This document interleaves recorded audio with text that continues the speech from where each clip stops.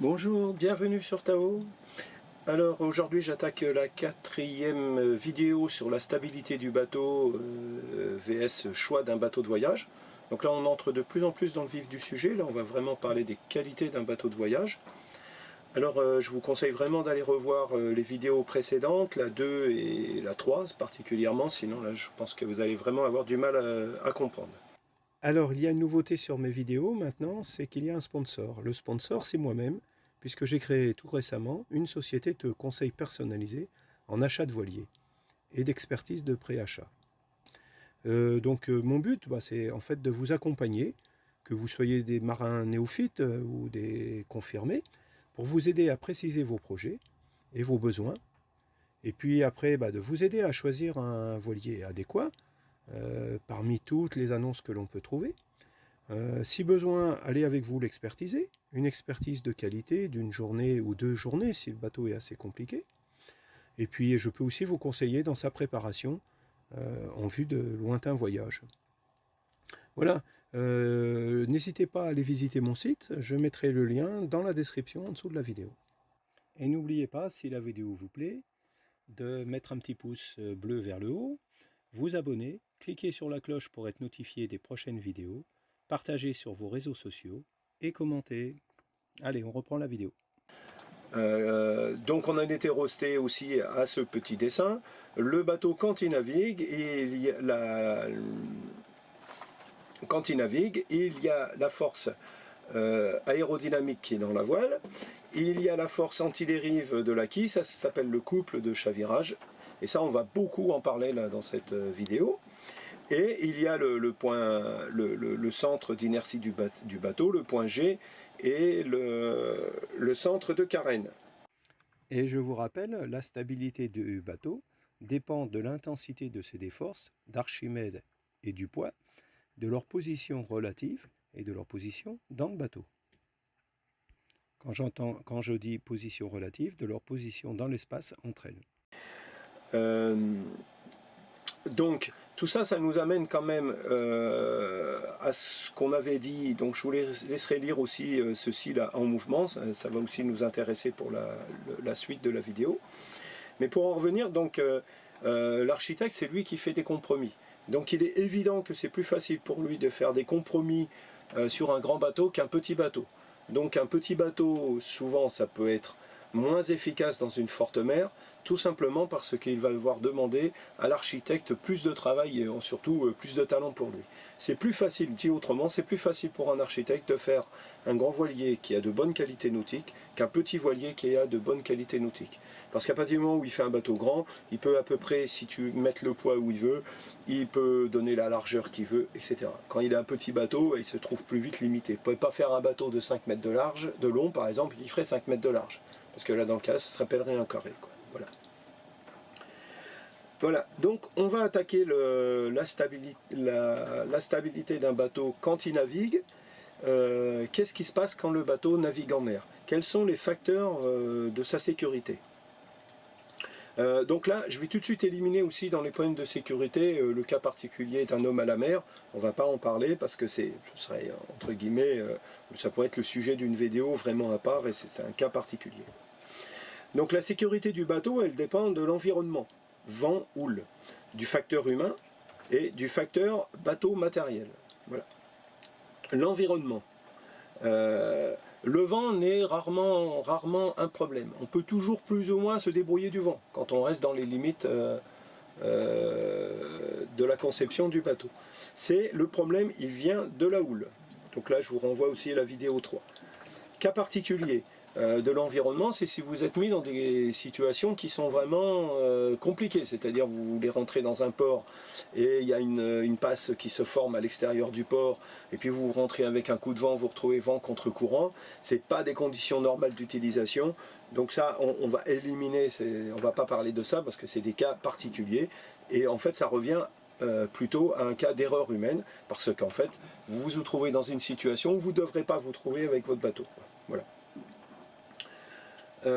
On peut peut-être rajouter un petit peu un facteur chance et malchance, c'est-à-dire que En effet, si pendant que vous faites une manœuvre, c'est là qu'arrive une vague scélérate et qui submerge le bateau, c'est quand même, on va dire, vraiment pas de chance pour vous. Voilà.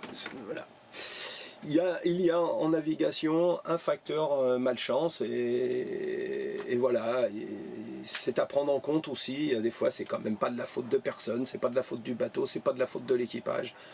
C'est la situation, c'est le moment mal choisi pour qu'il y ait une déferlante. C'est typiquement de la chance ou de la malchance.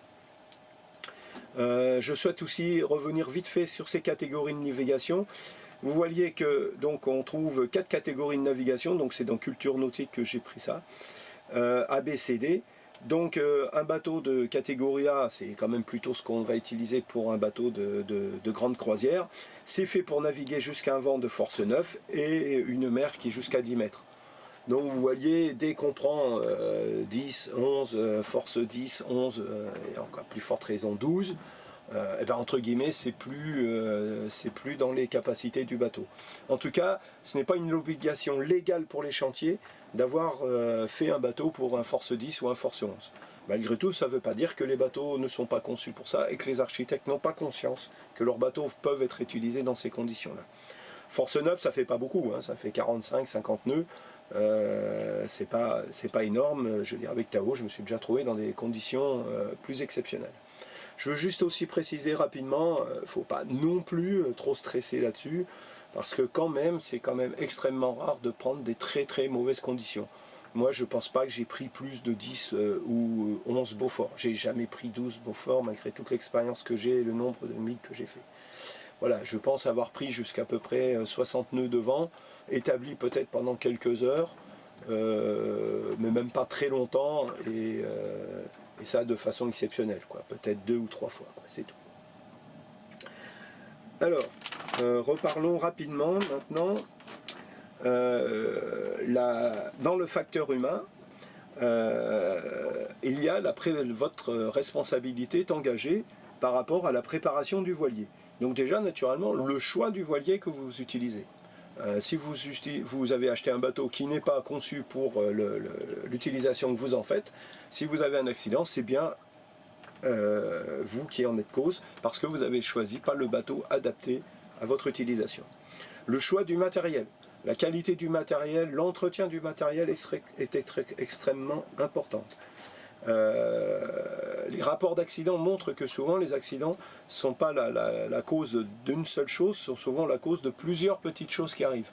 Et énormément d'accidents sont dus à des casses matérielles, c'est-à-dire c'est une petite casse matérielle qui en entraîne une plus grande, etc., etc. La succession de petites casses de matériel qui vont entraîner la perte du bateau, voire la perte de vie humaine. Après, naturellement, il y a aussi les erreurs que vous pouvez faire, comme par exemple avoir mal centré les poids. Je vous rappelle ce que c'est que la stabilité de poids. Le poids du bateau, pour qu'il soit le plus stable, doit être le plus bas possible. Le centre d'inertie du bateau doit être le plus bas possible. Tout ce que vous mettez au-dessus de la ligne de flottaison impacte fortement la capacité de votre bateau à encaisser du mauvais temps. Donc les portiques, les annexes sur les portiques, les panneaux solaires très hauts, etc. Le deuxième enrouleur, l'éolienne en tête de mât, voilà, tout ça impacte la stabilité de votre bateau. Aussi si vous faites des modifications, que vous rajoutez des superstructures, etc. Mais aussi quand vous voyez, là on va parler plutôt de l'architecte, quand vous voyez certains plans, vous doutez que l'architecte il a vraiment fait tout pour le confort, mais que ça se fait au détriment du centrage des poids. Les énormes superstructures qui vous permettent d'avoir un roof naturellement hyper panoramique mais qui est hyper haut sur l'eau, sur les catamarans, des plages pour se bronzer avec le poste de pilotage qui est mis au 3e étage et la baume qui se trouve donc à 400 mètres de haut, tout ça ne favorise pas la stabilité. Il y a un point à prendre en compte, ce sont vos capacités physiques. Naturellement, dans un coup de vent, ça peut être vite une limite. Si vous vous sentez pas capable d'aller à l'avant, intervenir sur un enrouleur qui se coince, si vous n'êtes pas capable d'aller mettre un tangon parce que vous estimez que c'est trop dangereux pour vous, que vous avez des problèmes d'équilibre, etc. Ce sont des facteurs qui vont limiter la sécurité de votre bateau. Donc c'est à vous de les gérer, d'en être conscient. Si vous partez en mer, d'en être conscient et de savoir à la rigueur le gérer. Voilà. L'équipement personnel, si vous avez un mauvais équipement personnel, que vous avez froid quand vous naviguez, etc. Ce ne sont pas des choses qui vont faciliter d'avoir une bonne forme physique. Et à partir du moment où on n'est pas en bonne forme physique, c'est là aussi que le facteur fatigue, si on le rajoute en plus au facteur mal de mer, vont faire que vous allez prendre des mauvaises décisions. Énormément d'accidents. Il y a souvent à un moment ou un autre des mauvaises décisions prises par l'équipage. Or, la fatigue est un élément important dans le risque de prendre des mauvaises décisions. Et la fatigue, entre autres, si vous avez un équipement personnel de mauvaise qualité, que vous avez froid, etc., ça favorise. Naturellement, je disais, le mal de mer revient aussi là-dessus. La gestion du sommeil est extrêmement importante dans un bateau, de faire des quarts, de gérer votre sommeil. Et ça devient encore quelque chose de bien plus important si vous êtes en solitaire. Il faut une gestion du sommeil efficace. Et naturellement, tout ça, c'est la prise de nourriture. Donc là aussi, on peut rejoindre aussi, alors déjà votre capacité, d'avoir le moral et de quand même vous astreindre à manger correctement, à faire des repas chauds, etc. Mais aussi, avoir choisi un bateau où la cuisine vous permet de faire des repas, quelles que soient les conditions de mer, quoi. J'avais vu une vidéo YouTube où les gars parlaient que ça faisait plusieurs jours qu'ils prenaient du mauvais temps, dans les 40-45 nœuds, et ils disaient qu'on est content d'arriver au port parce que là on peut enfin manger, ça fait 3-4 jours qu'on n'a pas mangé, on ne pouvait pas cuisiner. Ça c'est pas normal, quoi, je veux dire. Ça c'est un facteur d'accident. Bien manger, pouvoir prendre des repas chauds, etc. C'est la possibilité de vous tenir en meilleure forme et de prendre des bonnes décisions. Donc, on va maintenant venir au facteur bateau. C'est là que ça vous intéresse le plus. Premier cas, le bateau navigue au pré, c'est-à-dire qu'il essaye de gagner dans l'axe du vent. Là, indubitablement, la taille du bateau est un facteur déterminant dans la capacité à gagner au vent. Bien souvent, un petit voilier comme Tao est plus vite limité qu'un bateau qui va faire 12 ou 13 mètres dans sa capacité de remonter au vent. La capacité de remonter au vent, elle dépend directement de la vitesse et de la capacité du bateau à être bien toilé, à avoir de la puissance pour passer la houle. D'autant plus il commence à y avoir des déferlantes. Donc avoir une bonne raideur à la toile, donc une bonne stabilité donc de forme et de poids, une bonne raideur à la toile. Et là, comme tout ça aussi c'est directement lié, la capacité que vous avez à passer la houle est directement liée à la vitesse du bateau, c'est là que le grand bateau est avantagé, puisque la vitesse dépend directement de la longueur de flottaison, donc de la longueur totale du bateau. Deuxième cas, un petit peu, c'est la fuite. Donc si vous ne faites pas du pré, que vous êtes au portant et que vous êtes en fuite.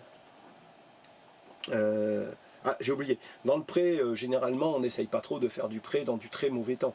Mais vous pouvez être obligé parce qu'il y a une côte sous le vent, etc. X conditions qui font que vous ne voulez pas vous mettre à la cape, vous ne voulez surtout pas vous mettre en fuite. Vous avez besoin d'essayer de gagner au vent, ou en disant de ne pas trop perdre sous le vent, quoi. Voilà.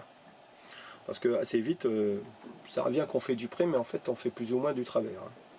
Voilà. Alors, la stabilité de route. Quand vous êtes portant en fuite, le principal danger est le départ au lof. Le départ à l'abatté, qui va devenir un départ au lof, ou le départ au lof directement. Surtout si à ce moment-là, il y a une déferlante qui arrive, et qui va avoir tendance à coucher encore plus le bateau. Pour avoir une bonne stabilité de route, le point le plus important, c'est d'avoir un safran qui est bien dimensionné et bien positionné sur le plan du bateau. Donc ça, c'est dû à l'architecte. Si vous avez un bisafran, souvent les bisafrans sont réputés pour être plus stables de route qu'un monosafran. Je coupe la vidéo au montage pour vous rappeler aussi quelque chose que je viens d'oublier de dire, que le safran peut lui aussi perdre de son efficacité quand le bateau est à certains moments sur la vague. Quand il est sur le sommet, les filets d'eau vont vers l'avant, et dans ce cas-là, ça diminue l'efficacité du safran, puisque ça diminue sa vitesse relative par rapport à l'eau. Pour ça, je vous renvoie à la vidéo 3. Les bouchins. Les bouchins ont la réputation de rendre stable un bateau. C'est-à-dire que les bouchins font comme un rail, et le bateau a tendance à aller plus droit. Donc globalement, la forme de la coque est importante pour avoir une bonne stabilité de route quand vous êtes en fuite au portant. La capacité à partir au surf sans faire un départ au lof. Quand vous partez au lof, c'est souvent au moment où le voilier accélère. Et c'est juste avant de partir au surf, que là, il est le plus instable de route et qu'il peut avoir tendance à partir au lof. Donc le voilier qui a cette capacité facile de partir, de surfer, parce qu'il est léger, et ben c'est un gage de stabilité de route. La quille. La forme de la quille est importante quand vous êtes vent arrière. Pourquoi? Parce qu'il y a un phénomène de croche-pied de la quille. Le croche-pied de la quille est dû à la force hydrodynamique qui se crée sur la quille. Donc normalement, pile vent arrière, vous n'avez pas de force hydrodynamique qui se crée sur la quille puisque les filets d'eau sont parfaitement dans l'axe du bateau. Mais dès que le bateau fait des embardées, la quille prend de l'angle et donc là il se crée une force hydrodynamique. Et là je vous rappelle mon petit dessin du départ de la vidéo 2. Dès qu'il y a la force hydrodynamique, ça se conjugue avec la poussée vélique dans les voiles pour créer ce qu'on appelle le couple de chavirement. Ce couple de chavirement, c'est ce qu'on appelle aussi globalement le croche-pied de la quille. Mais il n'y a pas que ça qu'on appelle le croche-pied de la quille. Il y a aussi que plus le bateau commence à pivoter, plus la quille elle fait une résistance latérale dans l'eau, et plus donc elle augmente le risque que le bateau y chavire. Ça, c'est ce qu'on appelle le croche-pied. Il y a une troisième raison qui peut faire un croche-pied, aussi, c'est que la quille, elle peut carrément être, si elle est profonde, dans un endroit où les filets d'eau ne se déplacent pas dans le même sens qu'à la surface de l'eau. Donc si vous commencez à être dans le moment où la voile, la vague elle déferle, ou on va dire sur le sommet de la vague, là les filets d'eau sur le sommet de la vague avancent vers l'avant. Donc votre coque subit des filets d'eau qui la poussent et qui l'avancent vers l'avant. Mais la quille a une certaine profondeur. Si vous avez un grand tirant d'eau genre de 1,50 m, le bout de la quille, elle peut être à l'endroit où les filets d'eau, ils sont inversés par rapport à ce qui se passe en surface. Je vous rappelle ma petite vidéo avec le cercle, vous irez voir la vidéo 3, avec le cercle des filets d'eau dans une vague. Et donc là, vous imaginez, c'est comme s'il y avait des petites mains qui attrapent votre quille et qui la tirent vers l'arrière, pendant qu'il y a des petites mains qui poussent votre coque vers l'avant. Donc là, vous comprenez que vous êtes vraiment dans une mauvaise situation. Et c'est à peu près la garantie de faire un départ au lof et de risquer de coucher le bateau. D'autant plus si c'est un moment où vous vous retrouvez dans une vague qui déferle. Donc le croche-pied explique énormément, le croche-pied que peut faire une quille, explique énormément les départs au lof. Donc je rappelle, juste pour bien le faire comprendre, au début, instabilité due au couple de chavirage quand la quille elle prend de l'angle par rapport à l'eau. Le bateau commence à lofer, plus il lofe, plus la quille fait résistance sur l'eau, elle s'appuie sur l'eau et elle a tendance à encore augmenter le phénomène de gîte du bateau. Parce que, vous voyez, un bateau, quand il part au lof, il fait exactement ce que fait un vélo ou une moto, il a tendance à déraper sur l'eau. C'est pour ça que la quille, elle freine dans l'eau, quoi. Puis après, je vais vous expliquer les filets d'eau qui vont faire encore plus croche-pied. Voilà, je coupe un petit peu la vidéo. Là, je me suis aperçu au montage que j'avais oublié aussi de parler de la force de giration. Donc, quand vous êtes en voiture et que vous prenez un virage, vous avez remarqué que vous avez tendance à vous déporter vers l'extérieur. Les gens qui sont dedans, mais ça agit aussi sur la voiture. Et ça se passe la même chose sur un voilier. Et à partir du moment où le bateau enclenche un départ au lof qui est violent, il subit cette même force qui a tendance en fait à le faire partir vers l'extérieur. Pour lui, dans ce cas-là, ça revient à une force qui a tendance à le coucher encore plus, quoi. Et donc cette force se rajoute au croche-pied du bateau, etc., etc. Donc ça amène un point, c'est que souvent, les dériveurs lestés ou les dériveurs intégraux sont des bateaux qui s'en sortent mieux au portant en fuite que les bateaux à grand tirant d'eau. Donc là, on voit vraiment tout le problème d'un architecte. Si vous faites un bateau avec grand tirant d'eau, ça lui permet de bien remonter au vent, et donc c'est quand même une vraie capacité de sécurité d'avoir un bateau qui remonte au vent. c'est vraiment là, quelque chose d'extrêmement important, mais c'est un inconvénient au portant, quand vous êtes en fuite. Donc là, on voit vraiment bien qu'un bateau, c'est jamais tout vert, tout blanc, quoi.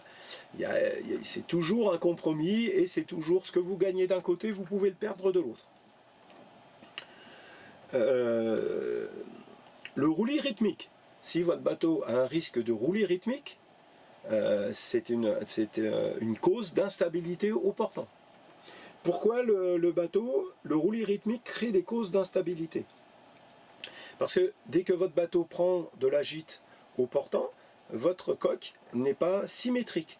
Ce qui veut dire qu'il va y avoir des points de pression sur la mer qui sont différents entre l'avant et l'arrière. Et ça crée de l'instabilité. Donc quand le bateau il fait des roulis rythmiques, il modifie en permanence ses points de pression, et donc il a toutes les chances de partir au lof à un moment d'un côté ou à la bâtée de l'autre. Cette différence aussi de pression sur la coque et d'asymétrie de la coque quand elle gîte explique aussi que quand vous commencez à enclencher un départ au lof, c'est aussi difficile à la barre de reprendre la main sur votre bateau et de le ramener dans la ligne droite. Les réglages des voiles. Les réglages des voiles sont extrêmement importants pour être efficaces en fuite.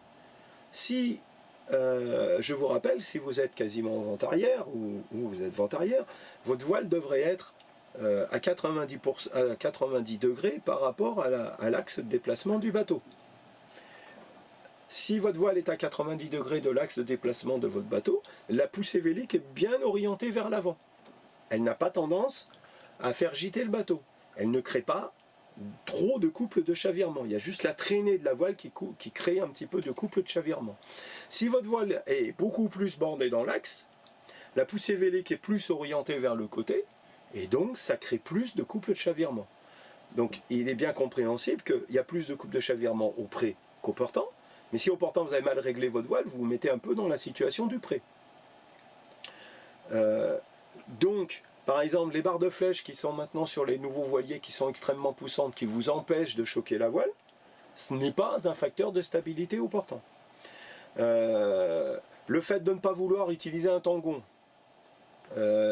fait que votre foc va être trop bordé, surtout si en plus vous n'utilisez pas de barbeur. Donc le foc trop bordé, il déverse dans la grand voile, donc votre grand voile a tendance à être faceillé, donc vous bordez la grand voile. Donc tout votre équilibre de voile est mauvais. Vous avez une poussée vélique qui est mal orientée. Vous avez un bateau plus instable de route. L'autre raison aussi qui va créer un risque de départ au lof si vos voiles sont mal réglées, c'est que vous risquez d'avoir un bateau qui marche mal au portant. Or, je vous le rappelle, ma vidéo 3, il est important que le bateau garde une bonne vitesse. Donc pas assez de vitesse, c'est un risque de départ au lof. Trop de vitesse, je l'avais expliqué dans la vidéo 3, c'est aussi un risque de départ au lof. Voilà. Alors, après maintenant, un point extrêmement important, donc là, tenez, je vous renvoie à Actu Nautique, quelles caractéristiques des coques rendent les voiliers marins, et vous ferez sur une pause, là, et vous regardez, vous lirez ceci, là, ça vous donnera des éléments supplémentaires par rapport à ce que je vais vous dire. Un des points extrêmement importants dans la capacité d'un voilier à passer du mauvais temps sans casse et sans danger, c'est la capacité de cet équipage à rester maître du voilier. Donc là, attention au voilier trop grand. Même si vous avez du bon matériel, etc., un voilier plus grand devient plus physique, et il est important que toujours vous puissiez maîtriser votre voilier, c'est-à-dire rajouter de la surface de voilure ou en enlever pour l'adapter à chaque situation, et aussi régler bien le bateau.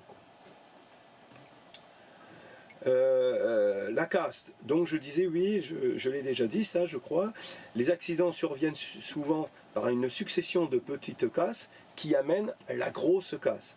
Donc il est important d'avoir du matériel de qualité, ça c'est la responsabilité du skipper, de l'avoir bien entretenu, mais aussi qui est adapté au voilier. Donc attention un petit peu au plan moderne, là où certains chantiers tirent un peu sur le matériel pour des raisons de coût. et où les winches sont sous-dimensionnés, les poulies sont sous-dimensionnées. 1, ça risque de casser, 2, ça risque aussi tout simplement de mal fonctionner. Il est aussi extrêmement important d'avoir un pilote ou un régulateur d'allure de très bonne qualité. Si on veut avoir une bonne stabilité de route, et surtout que maintenant on se sert en règle générale d'un pilote ou d'un régulateur d'allure et que ce n'est plus un barreur, il faut que celui-ci soit de très bonne qualité. Il faut que si c'est un pilote électrique, il ait la fonction vent, c'est-à-dire qu'il puisse barrer sous la fonction régulateur d'allure, et qu'il soit capable de tenir le bateau. Il faut que vous ayez assez d'électricité pour alimenter ce pilote. Donc vous voyez qu'il y a toute une réflexion en amont dans la préparation du bateau. Vous pourriez vous dire, moi j'ai un équipage nombreux, je mets quelqu'un à la barre. Mettre quelqu'un à la barre n'est pas une solution d'avenir maintenant. Pourquoi ? Il y a toujours le risque, s'il y a un départ au loft, que votre équipier qui est sur le pont passe par-dessus port. Moins vous, dans vraiment des très mauvaises conditions de mer, à partir de force 10, etc., moins l'équipage a besoin d'être dehors, moins il a de chances de passer par-dessus bord. Donc c'est un facteur de sécurité. Vous pouvez faire la veille de l'intérieur, quelqu'un peut être à la table à cartes et ouvrir régulièrement à l'extérieur pour jeter un coup d'œil. Donc, si vous avez la possibilité d'avoir un bon pilote, vous mettez personne à l'extérieur, c'est un facteur de moins de risque d'accident. Et en plus, un être humain, normalement, il barre mieux qu'un pilote ou qu'un régulateur d'allure. Mais il n'est pas capable de le faire aussi longtemps. Au bout d'une demi-heure, un humain, il fatigue. À partir du moment où il fatigue, il fait une erreur.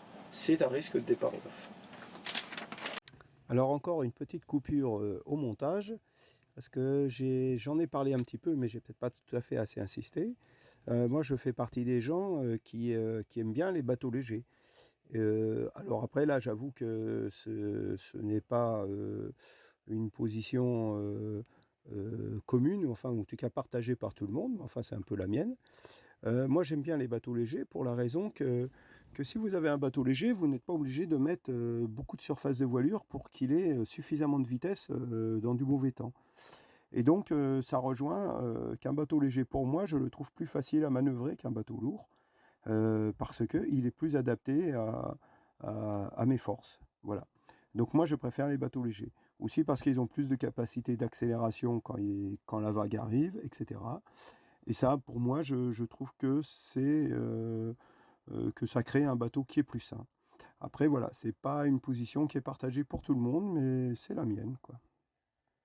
Voilà, on arrive à la fin de cette vidéo. Donc la conclusion, c'est un peu que vous voyez bien que 1, il faut choisir un bateau adapté, 2, l'avoir équipé d'un bon matériel, de savoir l'entretenir, 3, d'être conscient de vos capacités physiques. Si vous ne pouvez pas aller à l'avant, etc., vous savez que par exemple un enrouleur qui se coince, vous ne pourrez pas le régler, donc il faut que vous ayez réfléchi à ça. Il faut que vous ayez réfléchi à castiller votre bateau en fonction de vos forces. Attention à ne pas prendre un bateau trop grand. Attention à ne pas prendre un bateau non adapté à ce que vous faites. Et puis, naturellement, avoir assez d'expérience, de l'avoir acquis en lisant des livres ou en naviguant comme équipier, de ne pas être obtus. De savoir si les choses se passent mal, d'essayer à peu près tout et n'importe quoi, mieux vaut essayer que de rien faire, si je puis dire, de réfléchir, d'être en bonne forme physique, de vous maintenir alerte dans un coup de vent, de bien manger, etc. De tenir votre bateau bien toilé et d'avoir choisi un bateau, pour moi le plus important, comme je vous le disais, qui est stable de route et qui donc va pouvoir encaisser du mauvais temps.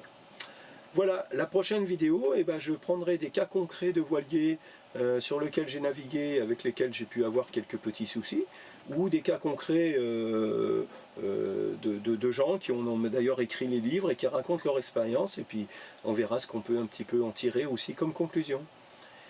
Voilà, merci, à bientôt, bonne navigation à vous.